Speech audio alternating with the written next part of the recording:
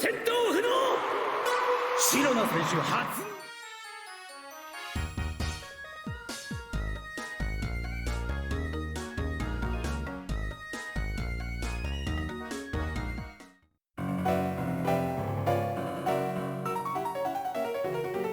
Hey everyone, it's Mark. This is my recap for Pokémon Journeys episode 123, the Semifinals II, Bedazzle. This was the 1208th episode of the Pokemon anime and the first episode of Ash and Cynthia's semifinal matchup in the Masters tournament. This battle has been years in the making. I recapped Ash and Cynthia's entire history in a video earlier this week, so be sure to check that one out if you haven't yet, but let's not wait any longer, it's time to break down the episode. Down in the entrance tunnel of Winden Stadium, Ash is all ready to go for this match. His entire team is fired up, and Go is there too, for some reason. Meanwhile, in the other tunnel, Diantha is waiting like an excited fangirl to talk to Cynthia. Diantha says that she's cheering for Cynthia. Alright, I thought Diantha was friends with Ash, but hey, it's cool. Oh yeah, and she thinks Cynthia is gonna defeat Leon. What? I didn't know Diantha stands Cynthia this much. Cynthia's response shocks her. Apparently, Cynthia plans on retiring from battles after this tournament is over. It's a shocking reveal, but we don't find out any more details. Meanwhile, back in Pallet Town, Ash's family and friends are ready to watch his next battle. We didn't get any returning character cameos besides this watch party at Oaks Lab, so they must be saving that for future episodes. Anyways, the stage is set. It's finally time to get this battle started now that everyone is in position. The referee goes over the rules, and once again, only one use of Dynamax Z moves or Mega Evolution is allowed. Ash leads off with Dragonite while Cynthia starts with Spiritomb. Just a side note before we kick things off here, this episode officially confirmed Ash's Dragonite to be female since several characters specifically use feminine pronouns when talking about her. Ash doesn't waste any time and calls for Draco Meteor right off the bat, but Cynthia gets the first hit with Sucker Punch. This knocks Dragonite down, but she gets back up quickly and launches the Draco Meteor into the sky. It looks like it lands basically head on, but Spiritomb looks relatively unfazed as Cynthia calls for Hypnosis. Dragonite, who was closing in with Dragon Claw, runs straight into the Hypnosis and falls asleep. Clearly, Cynthia's strategy revolved around putting her opponents to sleep, as her Spiritomb also knows Dream Eater and starts using it to drain Dragonite's energy. Cynthia calls for a barrage of Dream Eaters, and honestly, this part of the episode threw me off so much. Like, legitimately a full minute passed from when Dragonite fell asleep before we saw Ash try and do anything, but his encouragement is just no use, as another Dream Eater is enough to knock Dragonite out already. Wow. Ash is rattled, and honestly, I don't know what he expected to happen. I thought he did a terrible job just letting his Pokemon sit there while Spiritomb feasted on its dreams, and now here we are with Cynthia 1-0 up. I'm not sure if this start to the battle made Cynthia look strong, or if it just made Ash look surprisingly weak. Just as Ash is ready to send out his next Pokemon, Cynthia recalls Spiritomb. The next matchup is Gengar vs. Roserade, and Gengar withstands a Bullet attack in order to fire off a Shadow Ball, which hits its mark. Ash has Gengar follow up with Will-O-Wisp, while Roserade launches a powerful Leaf Storm. Both attacks do hit, with Leaf Storm landing massive damage while Will-O-Wisp burns Roserade. Cynthia decides to switch out her Pokemon again, and she sends Spiritomb back into the fray. She cuts off a Dazzling Gleam with another Sucker Punch, but both super effective attacks do end up landing some damage. Spiritomb is able to hold on thanks to all the health it drained earlier using Dream Eater, but Gengar doesn't feel so good, and it's down. Yeah, not a great start for Ash. Cynthia is now 2-0 up, and two of Ash's strongest Pokemon on paper have already been eliminated. Ash promises to make the most of Gengar's effort, and to be fair to Gengar, it did land serious damage on both of Cynthia's Pokemon and burn her Roserade, so it did put in a decent shift at least. Anyways, guess who's switching Pokemon again? That's right, Cynthia recalls Spiritomb one more time, and the next matchup is set between Pikachu and Togekiss. It's worth noting here that Cynthia actually made sure to send out Togekiss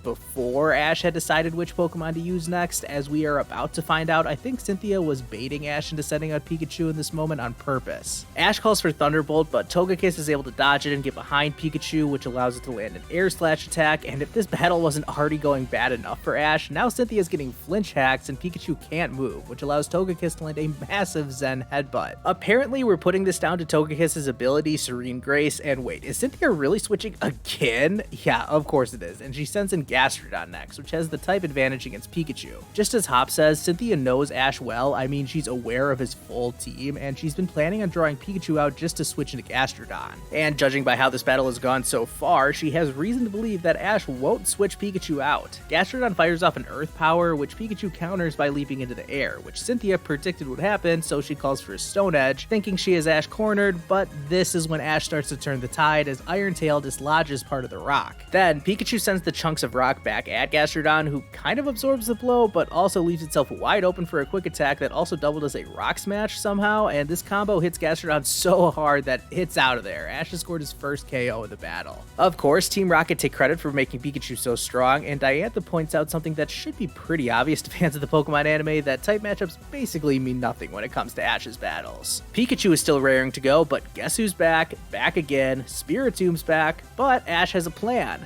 Yeah, he actually does have a plan. He tells Pikachu to start spinning and using Thunderbolt, and here we go, it's Counter Shield time. This successfully blocks Cynthia's attempted hypnosis, which I thought was absolutely fantastic, because if you remember, the original reason why Ash came up with Counter Shield in the first place was so that he could counter a tricky ghost type that liked to use hypnosis. The callbacks continue as Cynthia remembers Ash using his Counter Shield technique at the Sinnoh League, but Ash makes it clear that he's grown a lot since then, and has Pikachu trap Spiritomb in an Electro Web before calling for Iron Tail to finish it off. And Cynthia tells Spiritomb to just go ahead, whatever that means. So Pikachu does land his attack, which everyone thinks is an easy KO, but Cynthia, she's got something up her sleeve. Just before the ref is about to declare Spiritomb unable to battle, this eerie dark aura comes out of Spiritomb and it envelops Pikachu.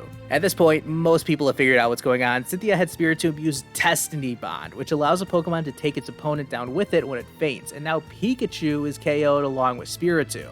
Well, that was a shocking turn of events, and as the announcer rightly points out, now Ash using 10 million volt Thunderbolt is out of the question. Diantha basically thinks Ash is screwed at this point. I'm sure on the inside she's secretly very happy about this, so her favorite Cynthia can win. But Leon is fired up to see how Ash will respond to this. Cynthia thanks Spiritomb for a job well done. I think saying it fought well is a huge understatement. It just took out half of Ash's team. And with Ash down to 3 Pokemon and Cynthia still with 4, the episode ends with everyone wondering how Ash will turn things around.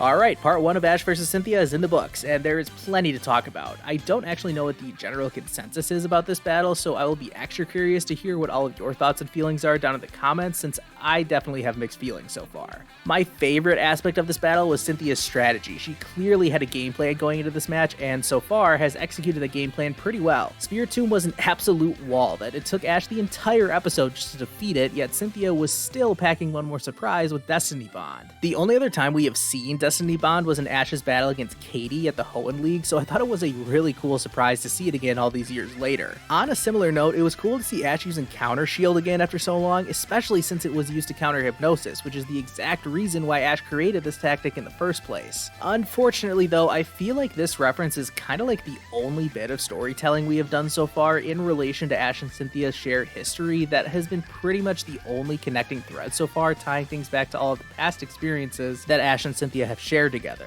I actually think the story of this battle overall is lacking a little bit. Well, I can appreciate how this episode is setting up that Ash is on the back foot and he needs to mount a comeback in the coming episodes. I have to be honest and say that I'm having a hard time getting invested in this battle so far. This is gonna sound strange, but I hate how friendly Cynthia is towards Ash. Like, she's so happy to be battling him, and it's almost like she's a proud parent whenever Ash accomplishes something. Kind of a weird contrast to her usual ruthless battle style. I don't know, I think one thing this tournament is lacking overall is an antagonistic character, someone that people are really rooting for Ash to defeat. But like, is anyone rooting against Cynthia? It's probably more likely that a lot of people are cheering for Cynthia to win, so that's kind of a strange dynamic. Anyways, my biggest complaint with this episode was how Ash reacted to Dragonite getting put to sleep. I wasn't exaggerating earlier when I said that a full minute passed from when Dragonite got hit with Hypnosis before Ash really tried to do anything about it. And all he did was call out to Dragonite. You'd think one of the Masters 8 would be able to do a little better than that, but I guess not. Gengar also went down relatively easily. It's just strange how in some battles Gengar can tank a lot of hits, and in others, not so much. While these KOs are disappointing in the moment, I do recognize that some Pokemon just have to take the fall here. The same goes for Cynthia's Pokemon, honestly. If Spiritomb is going to be such a beast, then it has to be countered with something like Gastrodon going down much easier. Well, some people would say that no Pokemon should be getting knocked out in just a few hits, but I am not one of those people. I do recognize the pacing and dynamic that they are going for in this battle. I think while this episode wasn't my favorite, we are setting up for an epic conclusion in which Ash is going to have to rely on Dracovish, Sirfetch'd, and Lucario to take down over half of Cynthia's team. I am really excited to see that happen, especially since all of the Pokemon who got taken down in this episode have already had some pretty big highlights when it comes to battles in Pokemon Journeys, so I'm looking forward to seeing the rest of Ash's team take the spotlight. Because of all of this, I am giving this episode a 7.5 out of 10 rating. I feel like that might seem kind of low, but like I said, I think this episode is really just setting us up for an even greater ending to this battle, so I think some higher ratings are on their way. With that said, let's discuss what's to come in the next episode, and well, it's gonna be a continuation of the battle. Not a lot else in this preview to discuss, if I'm being honest. I think this battle is gonna come down to a Mega versus Mega showdown, and we probably are not even gonna see that begin in the next episode, so I think we are just in store for some solid battle action, which I'm not complaining about. The only other thing I really want to note at this point is that I might be changing my stance on the whole Cynthia is retiring thing. I thought that plot point was going to be expanded more in this episode, but it really wasn't, so maybe it will just be as simple as Cynthia deciding to retire, and that'll be that. I'm curious to see how this develops. Anyways, thank you all so much for watching this video. Check out that Ash and Cynthia video I posted a few days ago, and watch out for my Ash's Johto Gym Battles Ranked coming next week. Be sure to subscribe to my channel so you don't miss it, hit the like button if you haven't already, and I'll see you guys next time.